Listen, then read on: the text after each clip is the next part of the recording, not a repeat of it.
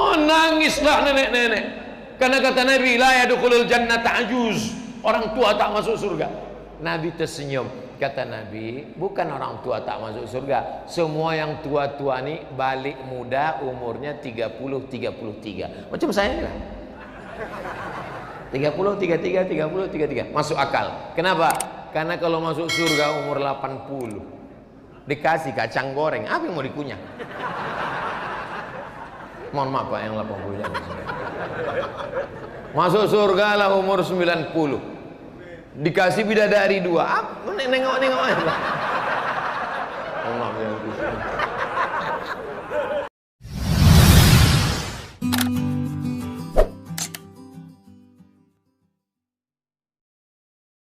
Saya makcik di Tugu Mulyo sangat ingin bertanya tentang hal ini. Kalau baca Quran, mana seharusnya yang pantas dipegang? Tangan kanan apakah Al-Quran, apakah mic-nya?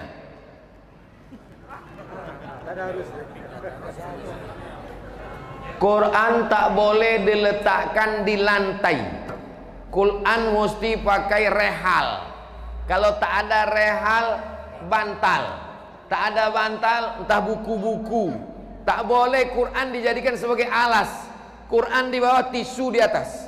Quran di bawah, remote di atas. Tak boleh. Quran mesti lebih tinggi di atas. Letakkan Quran, mic-nya dipegang. Kalau memegang mic-nya di kiri, Qurannya di kanan. Memuliakan Quran. Membaliknya tak boleh pakai air liur. Memegang Quran tak boleh ditentang. Memegang Quran. Mencium Quran, memuliakan Al-Quran. Sahabat Nabi mencium Al-Quran, memuliakan Al-Quran. La yamassuhu illal mutahharun. Tak boleh menyentuh Quran kalau tidak dalam keadaan suci, berwudu. Tapi kalau Quran itu ada terjemahnya, lebih banyak terjemahnya daripada ayatnya, maka boleh dipegang. Ini tentang masalah adab kepada Al-Quran. Ini anak-anak kita mesti diajarkan. Kalau tidak nanti dia tak beradab. Al-adab fawqal ilmi. Ada orang berilmu tapi tak beradab, rusak ilmunya. Maka yang paling tinggi adalah lebih dahulu mendahulukan adab. Ustaz Somad cerita adab, dia sendiri tak beradab. Ustaz duduk di atas, orang tua banyak di bawah. Karena biar supaya nampak oleh kamera di belakang. Kalau Al-Quran dipegang tangan kiri, apakah hukumnya tetap mendapatkan kebaikan semata? Ini bukan masalah halal haram, tapi ini masalah adab. Seeloknya, sepantasnya adalah Al-Quran dipegang tangan kanan. Tapi kalau luka darurat segala macam, boleh dipegang tangan kiri. Begitu juga dengan berzikir. Subhanallah, subhanallah, subhanallah, subhanallah, alhamdulillah, kanan. Kiri untuk cebok. Tapi ada pula orang, aku berzikir tangan kanan. Kenapa? Aku tangan kanan yang cebok katanya. Lain. Kidal busuk. Al-Quran dipegang tangan kiri, tangan kanan yang nganggur. Apakah tetap mendapat kebaikan? Lebih baik pakai tangan kanan. Iza akala ahadukum falyakul biyamini. Kalau kamu makan, makanlah pakai tangan kanan. Wa idza syariba ahadukum falyashrab biyamini. Kalau kamu minum, minumlah pakai tangan kanan. Fa inna syaitana ya'kulu bisyimali. Karena setan makan pakai tangan kiri dan minum pun pakai tangan kiri. Anak-anak kita yang kidal biasakan pakai kanan. Kanannya mana? Kanannya mana? Kanan. Ini diketik. Masya Allah. Bismillahirrahmanirrahim. Assalamualaikum Ustaz Abdul Somad dan Habib Mahdi. Salam kenal. Saya Pak Rizal Ashari. Semoga Ustaz dan Habib selalu dalam lindungan Allah. Amin. Tolong sampaikan salam saya untuk Buya Yahya. Assalamualaikum Buya Yahya, ada salam dari Pak Rizal Ashari. Sampaikan salam saya kepada Ustadz Adi Hidayat. Assalamualaikum Ustadz Adi Hidayat, ada salam dari Pak Rizal Ashari. Sampaikan kepada Habibana Rizik Sihab. Assalamualaikum Imam Besar Umat Islam Habib Rizik Sihab, ada salam dari Pak Rizal Ashari. Daripada saya tak sampaikan, bagus saya sampaikan sini. Mudah-mudahan orang itu nonton kan. Daripada kita berutang di dunia ini, di akhirat saya cari, bukan senang mencari dia di akhirat. Satu, apabila pemindahan kepala manusia ke badan manusia, donor tubuh, berjalan dengan sukses di masa yang akan datang, apa yang terjadi pada ruhnya? Ruh siapa yang hidup? Pemilik kepala atau pemilik tubuh? Ruh siapa yang akan dihisap?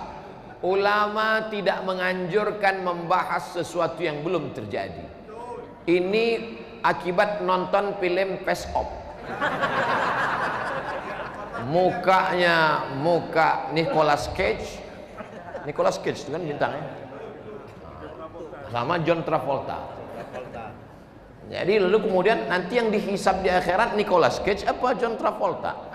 Jadi ulama tidak menganjurkan membahas sesuatu yang belum terjadi, apalagi yang sifatnya khayalan. Lalu kemudian sama juga saya pernah ditanya, Ustaz Somad, ya nanti kalau kita jalan-jalan ke bulan, kiblatnya kemana? Saya bilang kiblatnya ke bumi, karena Ka'bah di bumi. Jangan pula kau menghadap ke Merkurius, Neptunus, Pluto dan Mars. Oke, tapi kalau mau dijawab juga, yang akan dihisap itu nanti mana? Maka yang tak berubah dan tak bertukar itu adalah ruh. Bagaimana dengan orang yang pakai katup jantung babi? Katup jantung manusia mahal, dan manusia dengan hewan yang paling mendekati adalah babi. Dipakai katup jantung babi. Apakah yang dihisap nanti babi? Tidak, ruh. Nanti yang wajahnya bertukar, tangannya yang ditukar, diganti kakinya, itu akan membalik lagi. Karena yang ini hancur dimakan cacing tanah. Lalu kemudian idzas sama'um fatarat, langit terbelah, wa idzal kawakibun tasarat, planet bertabrakan, wa idzal quburu bu'sirat, semua yang dikubur bangkit, maka wajah kepala balik kepada pemiliknya, balik utuh, dan kita semua utuh muda. Yang tua-tua tak masuk surga. Menangislah nenek-nenek, karena kata Nabi, la yadkhulul jannata ajuz, orang tua tak masuk surga. Nabi tersenyum, kata Nabi, bukan orang tua tak masuk surga, semua yang tua-tua ini balik muda, umurnya 30-33, macam saya lah, 30-33, 30-33, masuk akal. Kenapa? Karena kalau masuk surga umur 80, dikasih kacang goreng, apa yang mau dikunyah? Mohon maaf Pak, yang 80 jangan. Masuk surga lah umur 90, dikasih bidadari 2, nengok-nengok aja. Mohon maaf ya. Surga itu kenikmatannya mala a'yunun ra'at, belum pernah ditengok mata, wala udhunun sami'at, belum pernah didengar telinga, wala khatara ala qalbi bashar, belum pernah terlintas di hati manusia. Jelas jawabannya? Yang tak jelas itu hubungan kita. 2. Apakah manusia, malaikat beberapa di bumi, tumbuhan, hewan, setan dan jin beberapa di bumi, cuma ada di planet bumi ini saja? Ada yang mengatakan di planet Mars hampir ada kehidupan, tapi tak ada oksigen, tanahnya tak bisa tumbuh. Makanya kita diingatkan Allah dalam surat An-Naba awal juz 30, alam naj'alil arda mihada, tidakkah kami jadikan bumi ini terhampar? Itu semua mengingatkan kita supaya kita bersyukur. Apalagi Republik Indonesia, alamnya gemah ripah, loh jenawi, tongkat dan batu jadi tanaman, hijau, untayan zamrud katulistiwa. Adapun tempat lain setelah mereka sampai tandus, kering, kerontang, tak ada oksigen, makanya mereka ke sana membawa oksigen, bernapas habis. Tapi pertanyaan Bapak ini berkualitas. Dari beribu berjuta miliar planet dan bintang di universe, apakah benar Allah cuma menciptakan semua yang saya sebut di atas sendirian di planet ini saja? Apakah di planet Mars itu ada manusia, jin, hewannya? Apakah di planet Merkurius, Neptunus, Pluto itu ada juga makhluk macam kita? Yang jelas dalam Quran disebutkan wa ma khalaqatul jinna wal insa, cuman 2 makhluk yang kuciptakan adalah jin dan manusia. Lalu bagaimana dengan alien? Bagaimana dengan Star Wars? Bagaimana dengan Ghost? Wa ma khalaqtul jinna wal insa. Kata Allah cuma 2 makhluk yang dikasih amal, yang akan dihisab, yang akan masuk surga dan neraka. Lalu bagaimana manusia ini di mana? Inni ja'ilun fil Itu bunyi ayat. Inni ja'ilun fil ardi, aku ciptakan di ardi. Tak ada disebutnya inni ja'ilun fil Mars wa Neptunus wa Merkurius wa Pluto.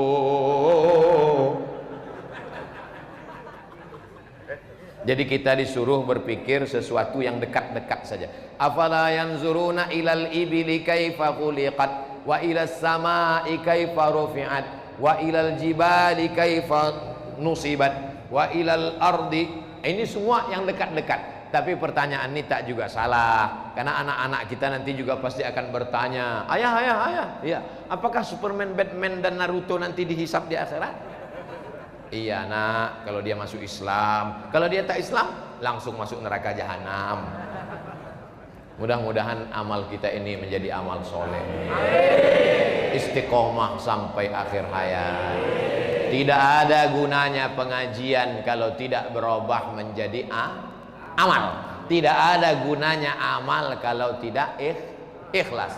Tidak ada gunanya ikhlas kalau tidak ridho. Tidak datang ridho kalau tidak diridhai Allah. Ridho Allah datang hanya pada orang yang ridho menerima ketetapan Allah Subhanahu wa ta'ala. Saya suka sekali memarahi anak saya. Bapaknya lah kalau berani. Pak Ustadz, apa amalan agar bisa menahan marah dengan anak?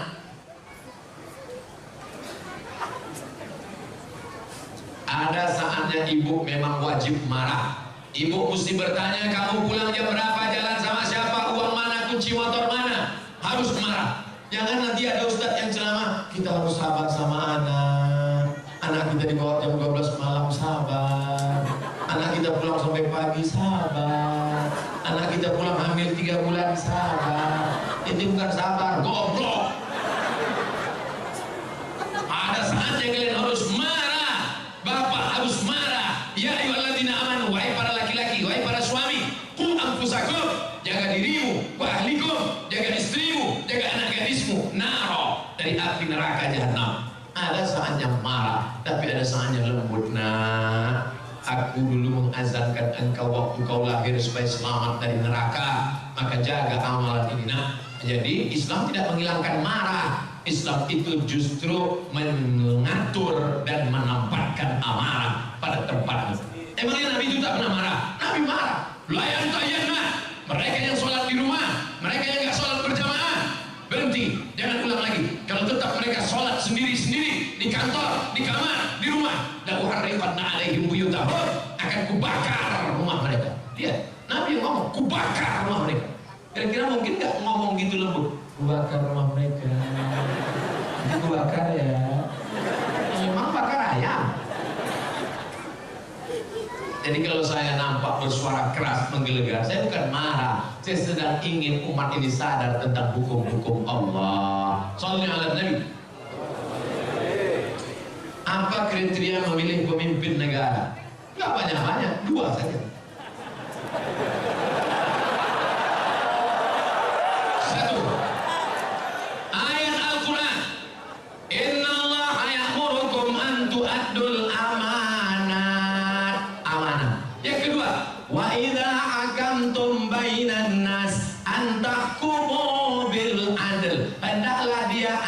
Tolong video saya jangan dipotong. Jangan seret-seret saya ke politik, saya bukan orang politik. Saya mau ditawari jabatan apapun saya tak mau. Ustaz mau jadi duta, tidak mau. Mau jadi menteri, tidak mau. Ustaz mau jadi sekretaris, tidak mau. Ustaz mau jadi apa sebetulnya? Wapres saja aku tak mau.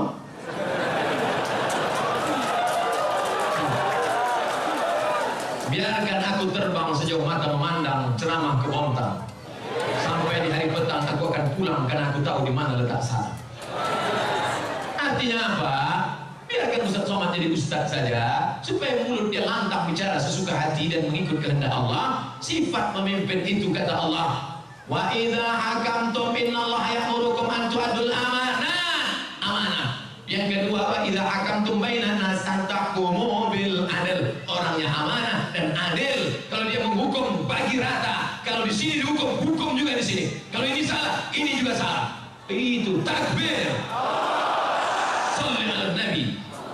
Pernahkah Abdul Somad menyebut partai, menyebut orang, menyebut angka, menyebut? Tidak pernah sampai hari ini. tidak pernah. Wahai orang-orang yang ingin mencari-cari kesalahan Abdul Somad, capek kalian nonton video itu, nggak akan ketemu. Paling-paling kalaupun mau kalian cari-cari, paling-paling kalian dapat hidayah mendengar ceramah itu. Diputar pagi putar, kapan dia salah, kapan dia salah. Iya nggak ketemu. Emang Ustaz kaleng-kaleng.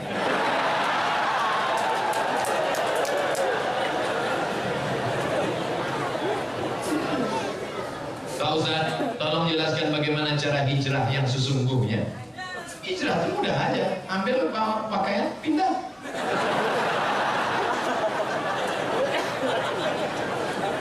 Itu hijrah tempat. Hijrah yang sesungguhnya itu apa? Wal muhajir man hajara ma nahallahu an. Orang yang hijrah adalah orang yang meninggalkan semua yang dilarang Allah Subhanahu wa taala. Alhamdulillah Ustaz, kami sudah hijrah. Apa namanya? Biker hijrah. Itu kemarin masih bonceng cewek. Ini pacaran syariah, Ustaz. Boleh, nggak ada. Anak-anak muda, para bikers, anak-anak muda, kalau kalian betul-betul hijrah, ambil HP, buka, cari namanya, delete, buanglah mantan pada tempat. Jangan lagi masih berteman, malam-malam masih bangun ya, tahajud ya. Apa yang kau bangunkan dia? Maknya kan ada di belakang. Macam mana yatim piatu aja. Oleh sebab itu hijrah ini total. Hijrah yang tidak Ahlus Sunnah wal Jamaah, la ilaha. Yang sebelum ini belum hijrah, akidahnya rusak, kemana-mana percaya batu cincin. Maka setelah itu dia buang itu semua. Dia sudah akidah Ahlus Sunnah. Yang selama ini masih percaya lagi, keris kecil dimasukkan ke dompet. Rupanya salah, patah, tertusuk. Yang masih percaya lagi dengan macam-macam mantra-mantra, wangsit-wangsit. Suaminya nggak patuh, dikumpulkan rambut, tai telinga, tai hidung, tai segala tai dikumpul, dibakar, masuk kopi. Akhirnya suaminya minum. Suami pun patuh macam lembu cucu ibu. Mas, adik mau pergi arisan, tolong pel lantai, masa anak-anak urus mandikan, enggak apa-apa. Kalau sampai kau buat lagi seperti itu, neraka jahanam tempatmu. Karena kau sudah pakai dukun, pakai santet. Ustaz Somad nuduh perempuan aja. Oke, kita balik. Laki-laki pula yang menyantet perempuan. Saya Ustaz baru tahu bahwa saya ini sebenarnya suka sama dia karena dipelet suami saya. Taunya kapan? Setelah anak 5 lahir.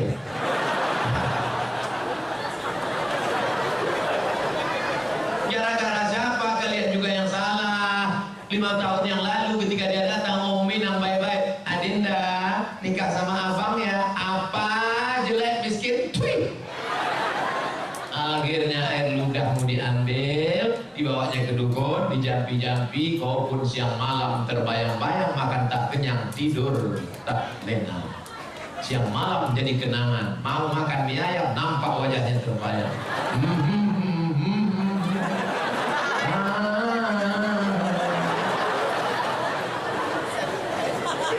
Apa mau dikata, nasi sudah jadi tai ayam. Jangan lagi hijrah masalah akidah, hijrah ekonomi, beralihlah ke Bangkal Tintara Syariah. Kenapa Ustaz sebut itu? Kalian orang Kaltim, maka gunakan aset daerah yang syariah, maka beralihlah ke bank syariah supaya selamat daripada riba. Ideologi, politik, sosial, ekonomi, betul-betul hijrah. Selama ini nggak sholat. Alhamdulillah suami saya sejak dengar ceramah Ustaz Somad sudah hijrah. Oh, sholatnya rajin sekarang Pak Ustaz. Sholat apa? Sholat Jumat. Sholat kok cuma hari Jumat. Sholat zuhur, sholat asar, sholat maghrib, sholat isya, sholat tahajud, sholat duha, sholat qabliyah, sholat ba'diyah, sholat witir. Minta ampun kepada Allah atas segala silap dan salah kita. Mudah-mudahan Allah menerima hijrah kita insyaallah.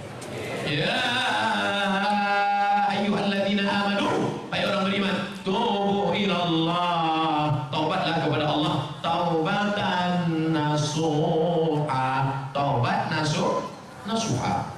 Apa saja bukti Islam adalah agama yang benar. Kenapa Allah membiarkan orang-orang membuat agama-agama yang lain? Kenapa enggak orang itu Allah hilangin aja? Hal apa yang dapat kita lakukan meningkatkan keimanan kita pada Allah Subhanahu wa taala?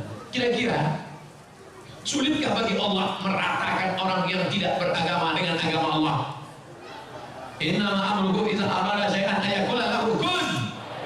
Ada yang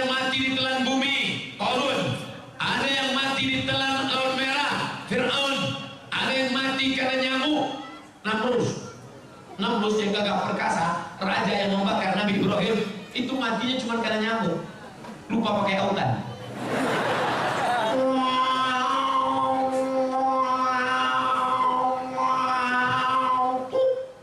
Mati. Bukan sulit bagi Allah untuk mematikan. Fir'aun yang gagah perkasa membangun piramid, matinya di mana? Matinya cuma tersedak di Laut Merah. Mati.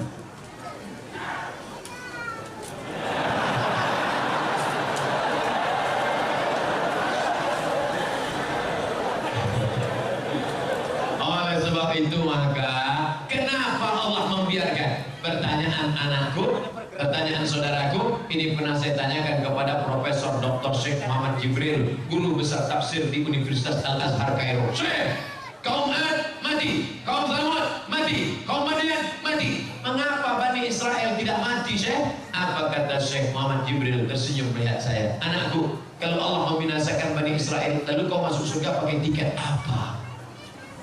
Kalau Allah menghancurkan Bani Israel di Palestina, lalu kau masuk surga pakai tiket apa? Ini Allah biarkan supaya dia menjadi jihad kita. Orang Melayu masih ada yang belum Islam. Supaya apa? Supaya Abdul Somad masuk ke hutan membawa bantuan setiap bulan Februari, setiap bulan Agustus, membuat sekolah tahfiz. Untuk apa? Supaya negeri itu menjadi negeri Islami dan kita berperan dalam dakwah. Abdul Somad di Masjid Al-Kausar ini bukan dakwah, karena ini orang baik semua. Yang dakwah itu kemana? Berdakwah kepada orang yang belum mengenal Allah, berdakwah kepada orang yang belum bersyahadat, ajak mereka ke jalan Allah, dari jalan setan ke jalan Allah, dari jalan yang tidak diridhoi Allah, dari jalan maksiat ke jalan taat. Itulah dakwah. Jadi kenapa Allah biarkan?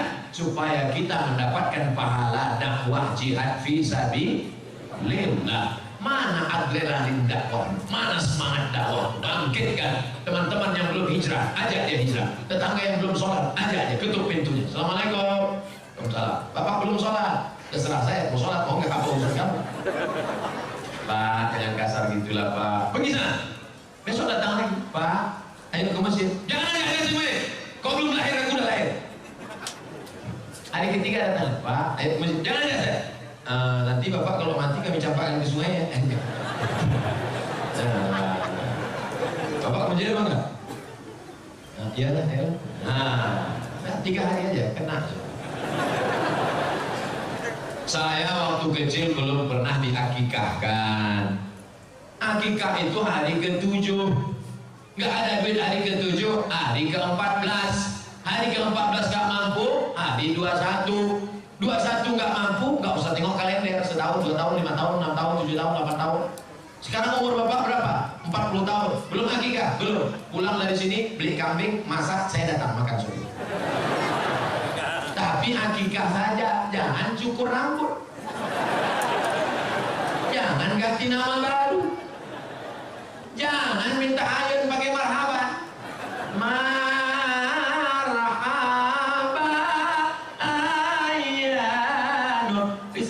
Atau buntung, yang penting uangku pulang. Bunga 10%. Maka dalam ekonomi syariah ada akhlak, ada doa, ada harapan. Ketika kau pergi ke Jakarta, satu pesawat, Bapak mau kemana? Mau ke Jakarta. Dari mana? Dari Bonta. Sama dengan saya, sama. Bapak keahliannya apa? Saya ahli ternak burung. Boleh datang ke tempat saya untuk apa? Untuk pelatihan burung-burung puyuh. Maka diadakan pelatihan. Kenapa? Ada kepedulian. Karena kau takut burungnya mati. Tiba-tiba pas diteliti, tidak ada satu puyuh pun betul. Kenapa? Rupanya sarang puyuh dekat airport. Puyuh stres. Mendengar pesawat tiap hari. Datang bapak pelatihan. Ini puyuhnya tidak bertelur karena stres. Setiap dia mau berhubungan, nafsunya hilang. Karena mendengar suara pesawat. Akhirnya dialihkan. Artinya apa? Hidupmu terus terpacu adrenalin untuk bekerja sama, tiap hari mendoakan, dan setiap ketemu kau bersalaman bertanya, Assalamualaikum adik-adik, sehat ya, sehat ya, sehat kan, sehat, sehat. Kau tanya sehatnya tiap hari, kenapa? Karena kalau sampai dia sakit, mati duitmu nggak balik. Beda konvensional dengan syariah, ada adab, ada doa, ada pelatihan, ada perhatian, ada kebersamaan, ukhuwah Islam. Ya, jawabannya sudah ada di sini semua. Hebat panitia, luar biasa. Saya puji panitianya, kenapa? Foto saya dibuatnya besar-besar. Kadang-kadang di tempat lain sakit hati kita. Foto yang besar, ketua, sekretaris, bendahara, direktur, bupati, wali kota. Foto kita kecil. Tapi di Bontang, Masya Allah, foto direktur nggak ada, foto Pak Wali nggak ada, Pak Wakil Wali nggak ada, buku SD. Masya Allah, luar biasa. Saya seorang akhwat. Apakah ada amalan-amalan untuk memudahkan jodoh? Sebagai akhwat, bolehkah menjemput bola? Ini akhwat apa pemain bola?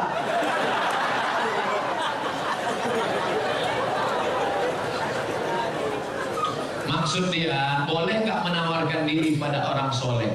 Saya tidak menjawab, saya cerita, Bapak Ibu jawab. Ketika Nabi sedang tausiah, tiba-tiba tegak seorang perempuan. Apa kata perempuan itu? Inni wahabtu laka nafsi, I give myself for you. Sekarang saya tanya, bolehkah menawarkan diri untuk orang soleh? Lihat cerdasnya jemaah. Kita cukup sebutkan dalil, dia sudah. Maka kata ulama, boleh menawarkan diri pada orang yang soleh dengan syarat dia tidak mengumbar itu kepada orang lain sehingga menyebabkan malu. Dalil kedua, istri Nabi Khadijah, dia pakai ekonomi syariah. Khadijah punya barang yang membawakan barang dagangan itu seorang pemuda ganteng bernama Muhammad sallallahu alaihi. Setiap barang dibawa laku keras. Akhirnya Khadijah nanya, ini yang selalu laku keras mana orangnya? Itu dia.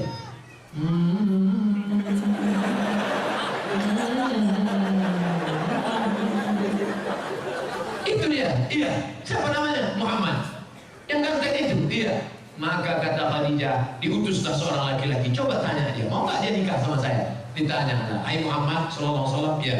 Itu tuan yang punya barang-barang kita selalu kita bawa, dia mau sama kamu. Itu dalil boleh perempuan menawarkan, tapi melalui wali. Wahai adikku, apa? Engkau punya wali. Nah, ayah, datuk, kakek, abang, adik, abang ayah, adik ayah, pakcik. Maka kau sampaikan supaya dia ngomong sana. Nah, siapa dia orangnya? Itu bos, anak remaja masjid di Al-Kausar itu. Masih tahu? Dek, ya. Mau datang ke rumah saya? Ada apa Pak? Datang-datang minum-minum aja sore. Datanglah. Nanti keluarlah, nanti bawa mandi.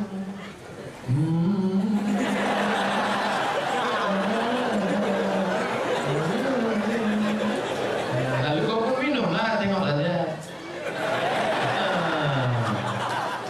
Setelah itu barulah tanya, Dek, ya, tadi waktu di rumah tadi ada minum teh kan? Iya. Gimana nampak yang membawa teh tadi? Saya nggak lihat Pak. Kenapa tak kau tengok? Besok pagi bisa kau datang? Bisa Pak. Besok datang. Tengok jelas-jelas ya. Aku undang kau cucu yang mau nengok keponakan itu. Oh, bodoh kali kau.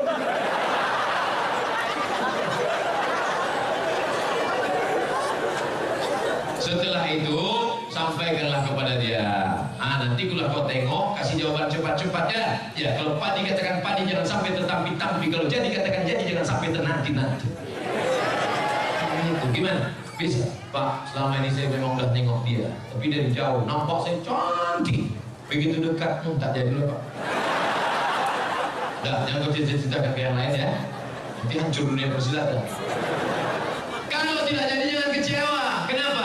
Bunga bukan setangkai, kumbang bukan seekor, patah tumbuh hilang berganti, hilang satu tumbuh seribu. Apa disedihkan?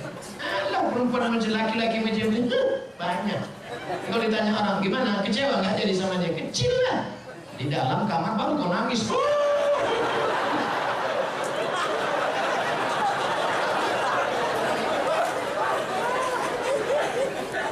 Ini sudah ditetapkan Allah. Ini takdir sudah tertulis di Lauhul Mahfuz bahwa teh kotak ini punya Abdul Somad, bahwa minuman ini punya Abdul Somad. Ini takdir. Aku tahu rezekiku punya aku dan tidak mungkin diambil orang. Betul? Ini punya Abdul Somad, satu pun tidak akan mengambil. Begitu juga dengan jodoh. Jodohmu tak akan mungkin diambil orang. Tapi kau mesti ada ikhtiar dan usaha untuk membuka botolnya, memasuk. Jangan cuma kau tengok aja menganga.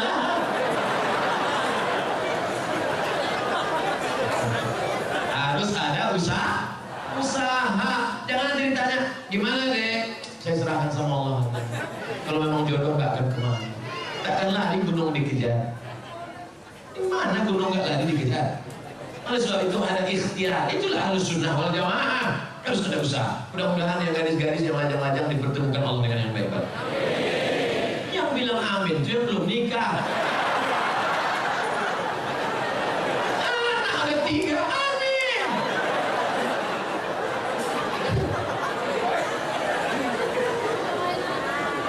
Nah, oleh sebab itu maka indah adik-adikku yang lajang, indah kalian nanti bercerita ke anak-anak. Papa, ya, papa ketemu mama dulu di mana? Waktu itu ada ustadz datang ke masjid LNG Bada atau Bada LNG. Masjid Al-Kausar. Nah, terus pas papa mau keluar itu nyari-nyari sendal, mana sendal, tiba-tiba terbentur kepala papa. Tengok depan.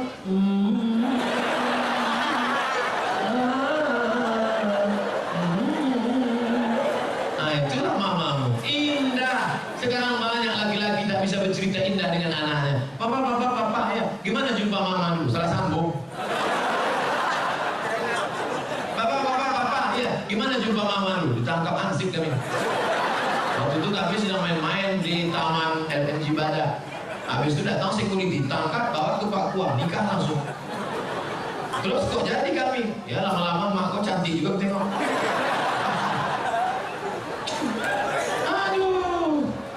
Jika di Bontang sudah ada bank syariah seperti bank muamalat, BSM, apakah kita masih boleh menabung di bank konvensional? Tidak ada alasan. Besok pulang dari kantor atau pas jam, ambil cuti sebentar 1 jam, izin, ambil tarik, beralihlah ke bank Kaltim-Tara Syariah. Takbir! Ustaz dikasih berapa sama Bang Kaltim-Tara? Tidak pernah jumpa, tidak pernah ada tegur sapa. Tapi saya membawa spirit syariah kemana-mana pun saya selalu sampaikan itu. Robahlah bank konvensional menjadi bank syariah. Hai bupati, hai wali kota, hai gubernur, amalmu kalau mau tidak putus setelah kematian. Robah bank Kaltim-Tara menjadi bank syariah. Takbir! Mengalir pahalanya Pak. Memangnya kau jadi bupati, wali kota, gubernur berapa lama? Paling lama 2 periode, itu pun kalau ada yang nyoblos. Paling lama 10 tahun, itu pun kalau tak ditangkap KPK. Habis itu pensiun, stroke, stres, mati.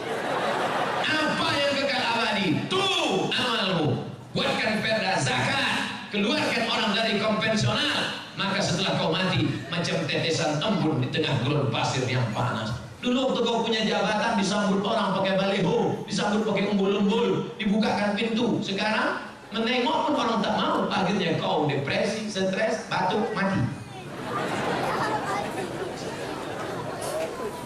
Sekarang banyak golongan yang mengaku dirinya yang sesuai dengan Rasulullah Sallallahu Alaihi Wasallam. Bahkan masjidnya pun khusus untuk kelompoknya saja. Padahal di sampingnya ada masjid yang sudah lama dibangun masyarakat. Apakah benar Rasulullah mengajarkan cara beragama seperti ini? Tidak. Kita semua yang bersyahadat mengikut sunnah Rasulullah, kita adalah ahlus sunnah wal jamaah. Kita ini semuanya ahlus sunnah karena kita mengikut sunnah menutup aurat. Kita mengikut sunnah, kita sholat berjamaah, kita mengikut sunnah. Adapun perkara yang remeh-temeh, sepele-sepele, jangan kelahi hanya masalah sepele. Kelahi masalah bulu. Yang sudah punya ada jenggot, lanjutkan jenggotmu panjang. Yang tak ada jenggot, beli itu. Jangan kelahi masalah bulu. Ini yang gak suka jenggot, ngejek yang jenggot. Aku nengok kau berjenggot macam kambing tuh. Tentu yang berjenggot sakit hati. Aku berjenggot kambing ya, kau tak berjenggot anjing. Berkelahi kambing sama anjing. Ini kan masalah sepele.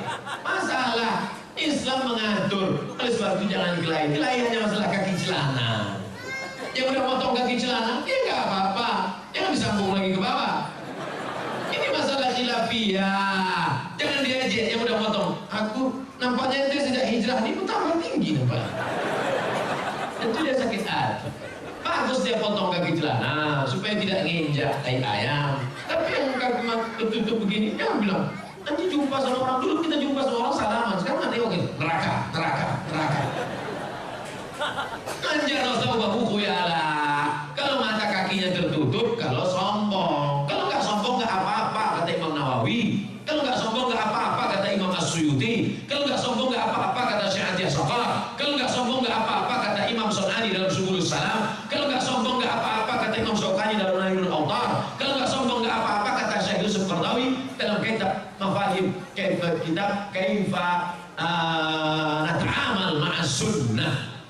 itu ini masalah khilafiyah, masalah usolli, masalah enggak usolli fardhul asli. Yang satu enggak pakai usolli. Akhirnya kelahi. Antara usolli enggak usolli kelahi. Yang ketawa siapa? Yang enggak ke masjid. Kenapa mereka di Masjid Al-Kautsar kelahi? Gara-gara usolli. Untung kita enggak ke masjid.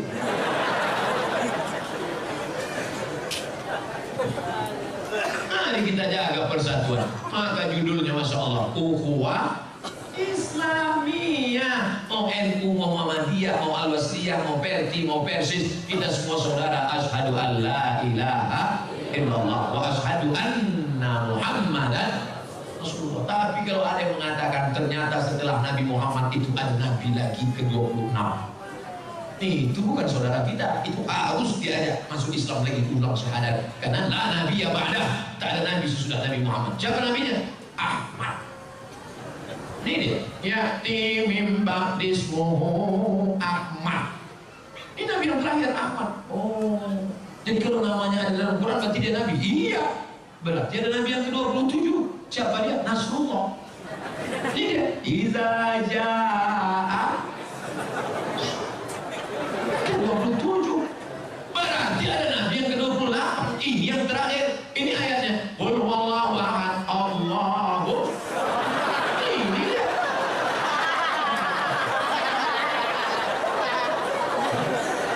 Orang-orang yang nyeleneh ini jangan dilawan, kerjain aja. Ini nabi ke-28.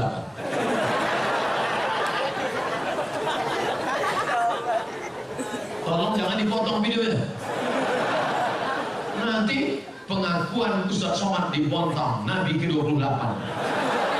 Ini potong-potong video ini. Makanya tonton video dari awal sampai akhir, lihat video aslinya, jangan lupa subscribe.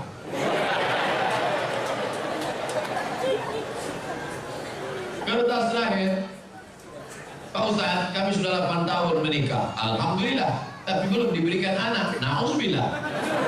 Tolong minta didoakan agar cepat dikasih keturunan yang soleh. Kira-kira sulitkah bagi Allah membuat engkau hamil? Tidak. Ustaz Somad, saya menikah sudah 8 tahun tidak punya anak, tapi terakhir sekarang punya anak. Kenapa? Rupanya diganggu jin. Masuk jin ke dalam perut rahim, sehingga sperma dengan sel ovum tidak pernah ketemu, dihalangi oleh jin. Kisah nyata teman kalian. Akhirnya setelah diruqyah di Jalan Sumatera, Riau, Pekanbaru bersama Ustaz Saifullah, walau di Kalimantan cari ustaz-ustaz yang bisa ruqyah, akhirnya jinnya pergi kabur, akhirnya hamil, sekarang punya anak. Malah sekarang batu aja hamil istri. Hamil. Oleh sebab itu maka sudah divonis tidak mungkin hamil Ibrahim. Itu istrimu tidak mungkin hamil Ibrahim. Kenapa? Aqimah, karena dia mandul. Siapa nama perempuan itu? Sarah. Sarah sudah divonis, semua perempuan berkata Sarah tidak mungkin punya anak. Akhirnya Ibrahim buka cabang, menikah dengan Hajar. Rabbana hablana minas salihin, Rabbi habli minas salihin. Umur Ibrahim 86 tahun, lahirlah anak bernama Ismail. 13 tahun setelah itu, umur Ismail 13, umur Ibrahim 99 tahun, istri yang divonis mandul, mengandung. Akhirnya lahirlah anak laki-laki bernama Ishak. Oleh sebab itu jangan cepat-cepat buka cabang. Ternyata toko lama laku juga. Makanya Bu, nanti kalau bapak ngomong, Mas, nampaknya papa harus buka cabang. Ingat, ternyata setelah 13 tahun Sarah juga mengandung, Pak. Jadi gimana? Kita tunggu 13 tahun lagi. Oleh sebab itu maka apa sebenarnya yang diinginkan Allah? Kadang sakit hati saya Pak Ustaz. Saya sudah nikah 8 tahun gak ada anak. Kawan saya nikah Januari, April punya anak.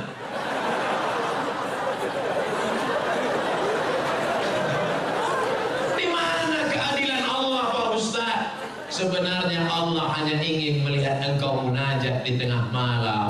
Usolli sunnatan tahajud 8 rakaat, usolli sunnatan witir 3 rakaat, usolli sunnatal hajat, hajat ingin punya anak. Baca surat Yasin, selesai baca surat Yasin, Allahumma inni as'aluka bi surat Yasin, Allahumma inni atawassalu ilaika bi jahi Yasin. Ya Allah, berkat surat Yasin ini mudahkanlah aku punya anak. Karena kata Imam Ibnu Hajar, kata Imam Ibnu Katsir dalam tafsir Qur'anil Azim, la tuqra'u fi amrin asirin illa yassarahullah. Kalau dibacakan pada perkara yang susah, susah punya anak, susah sakit, susah paham, maka dimudahkan Allah. Maka baca Yasin tiap malam. Bapak Ibu sholat tahajud usaha.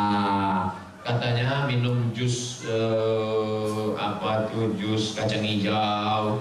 Katanya makan korma. Saya tengok jamaah umroh beli korma muda semua.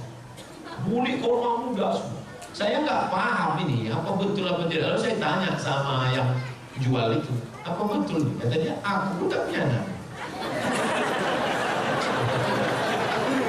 Ternyata orang ini sugesti aja, ikut-ikutan. Teman saya lama tak punya anak, ambil cuti 1 bulan ke Kairo, makan minum ngaji, makan minum, punya anak. Rupanya selama ini sperma terganggu oleh WhatsApp. Handphone masuk kantong, signalnya terganggu. Akhirnya sperma itu lemah, gak kuat dia berenang. Makanya makan banyak, makan. Oleh sebab itu maka ada ikhtiar, ada usaha, ada doa dan tawakal. Mudah-mudahan yang belum punya anak diberikan Allah anak yang soleh dan soleh. Ala hadhihi niyah wa kulli niyatin salihah al-fatihah.